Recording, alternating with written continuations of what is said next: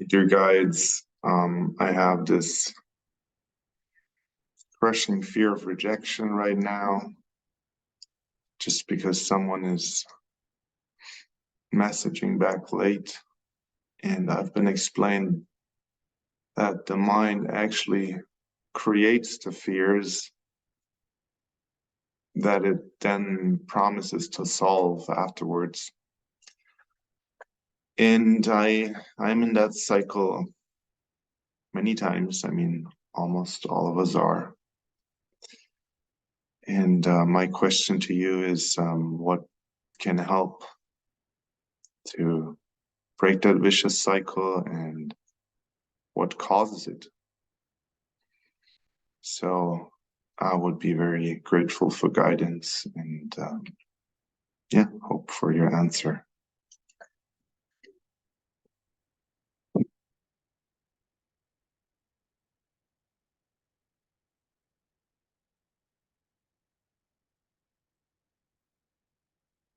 We see a lot of fears inside you.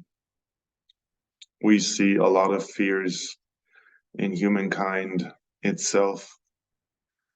So first you have to understand that it is a logical process that you are fearful since you are growing up in an environment of fear, since you have been taught since childhood that fear actually is a good thing, that you will bloom if fear drives you to the extreme. You have been taught that fear can actually be something nice. I mean, you watch horror movies all the time. You program yourselves to embrace fear. So a lot of reprogramming has to be done. Part of that reprogramming is to acknowledge that we all live in fear right now and that this fear is unnecessary. As a very practical advice, we would advise to have a fear diary, to write down what you are scared of, to then see in the future if that fear was actually true and if it proved to be a realistic scenario. After a while, you will see that less than 1%, almost none of your fears actually hold any ground, that all your fears are just in your head, and that the real fears will be felt through your body. Anytime you have fear, but your body is not scared, just your mind is scared, is a sign for fear to be non-existent, for just your mind to creating something that feels like fear, but it is not. Your mind is actually just simulating an emotion, and you have to understand that that's just a simulation. Your mind loves simulating emotions. It makes the mind feel important. It makes the mind feel like it has a real task, because the true problem is that few minds understand what their real task is. So the mind is a little lost. The mind feels like the fifth wheel. Do you say the third or the fifth wheel? Anyways, the mind feels superfluous. The mind feels like not having a task at all. And it is very difficult to grasp what the mind's task is, but the mind is here to hold center. The mind is here to combine all the information that you receive and to present that information to your heart and your soul. The mind is here to be steered by your ego.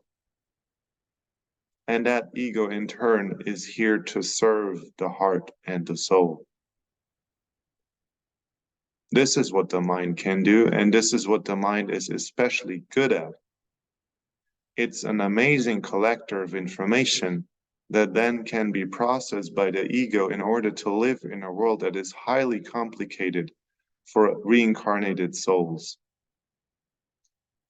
But at some point, you have to be clear that not the ego is steering you, and by no means the mind, in order to calm it. So the problem you have is the mind being a loose cannon, the mind thinking it is in charge.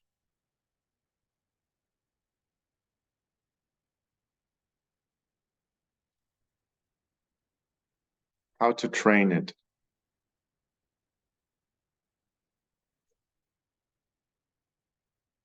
First of all, your ego has to understand that it is, a servant is the wrong word, but it has a specific task. It is not the center of your decision making. It is just your driver through this world. And just is the wrong word here too. It is the manager of your everyday life. It is your interaction with everyone around you that is not connected. It's a very difficult and very important task to be dealt with. And the mind is supporting the ego. It is giving information. It is calculating responses from people that are not connected, because it is hard for your soul, for your heart, to foresee any emotional response from people around you if they're not connected, because they are ruled by the mind. So it needs your mind and your ego to predict that reaction. And since all the world around you has been in this sleepy state controlled by the mind, all the minds think they are in charge. It's like a common disease. And you have to start fighting it. You have to surround yourself with people that are truly ruled by the heart.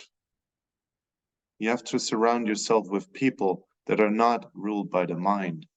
And you have to be aware if you are. It's the same with everything. The moment you are aware is the moment when you started to solve it.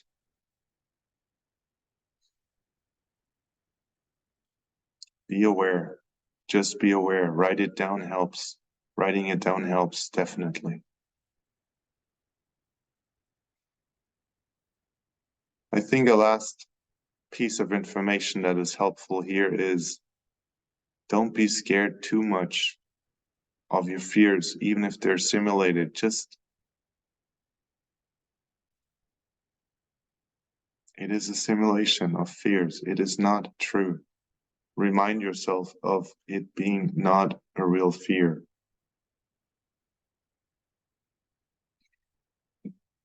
You're doing fine, Tom.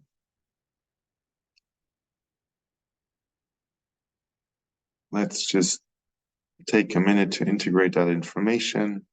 We will help you with the integration.